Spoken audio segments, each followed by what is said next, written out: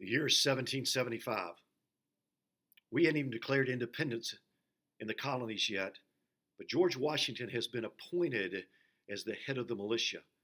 And he knows that to beat the British, you've got to have a navy because that's the way they controlled the world. That was their power base. And so Washington, they think out of his own pocket, commissioned 6 ships, paid for 6 ships to sail and to begin to engage the British. But you know that no ship can sail without a flag. And so, what flag would these 6 ships sail under? You see this flag behind me right here, the Appeal to Heaven. That's the flag that Washington chose. Now, let me make sure that you understand how he came up with this idea of appeal to heaven. The famous philosopher that all of the colonists had been reading was a guy by the name of John Locke.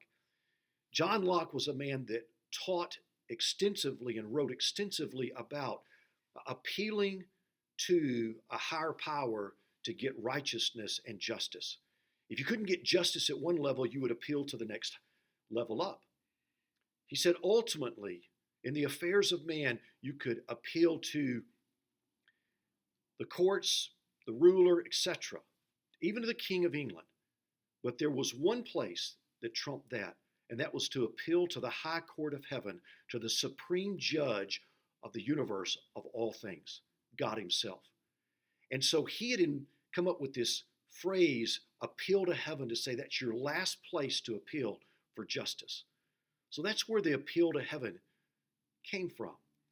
Now, stop and think about it. Washington is facing the greatest power on earth at that time, the British. He knew that we had absolutely no chance except, well, to gain justice, no chance except to appeal to heaven and for God to intervene. And so he commissioned this flag with the whole thing that says appeal to heaven. He commissioned that, and it flew over those 6 ships. Matter of fact, the Nancy, which was a British ship, was captured by the Lee, which was the American ship, and she had more arms and ammunition on her than the colonists would use in the first year of the Revolutionary War. This flag, this appeal to heaven flag, flew on those ships, but it also flew at Bunker Hill. It flew on barges. Matter of fact, the Massachusetts Navy, when the Revolution started, they had 25 ships. This flag flew on all 25 of those ships. Here's a crazy thing. This flag flew on the 6 ships that ultimately began the United States Navy. Is that not awesome to think about? So you understand where the appeal to heaven comes from. But what about this pine tree right here? Why a pine tree?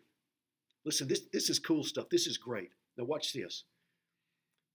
When the colonists landed, pine trees, northern pine trees, were over 200 feet tall because they were in virgin pine forest. So it was incredible trees. Some of them would be 6 feet at the base. Well, those trees were used by the colonists for a lot of different things. The King of England actually went through and marked those trees in what was called the Broad Arrow Act and told the colonists, those are my trees, because he wanted them for mast for ships. Made the colonists mad. And if you want to know where the Liberty Tree came from, it was from those northern trees. But take it back even further, 1,000 years. And John Locke once again wrote about this. There were 6 Iroquois Indian tribes that battled each other and fought each other. And somewhere one leader called those tribes together and brokered a peace. Now watch this. They got together under one of those giant northern trees and they dug a hole and they buried their war hatchets. The phrase bury the hatchet comes from that act. It gets even better. Excuse me. The Indian lore says that at the moment that they buried their hatchets, a bald eagle flew up and lit on that tree with 6 arrows in his claws. Where do you think we got the idea of a bald eagle with 13 arrows in its claw? Remember the pictures of the Continental Congress, the Indians are there. What Washington was saying was very simply this.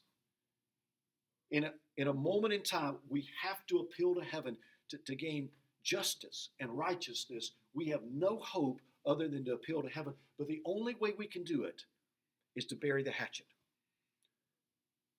To say, you know what, we've got to come together. Whatever our differences has been, we've got to come together for a greater cause. And so this year, we're about to send out a mailing to ask every single pastor to tell this story and to call his church to bury the hatchet. To say, if you got a problem with somebody else in your family, bury the hatchet. You got a problem with somebody in the church, bury the hatchet. You got a problem with somebody from another denomination or from another tribe, another skin color, bury the hatchet, and let's come together and let's appeal to heaven and cry out to God for God to come to Georgia, to your community and to our state and ultimately our nation to do something that none of us can even imagine. That's the story of the appeal to heaven. You can actually get those flags off the internet. Just Google an appeal to heaven flag. This one cost a grand total of $10. But we're going to ask you to use this National Day of Prayer. We're going to ask every pastor to use it the Sunday before.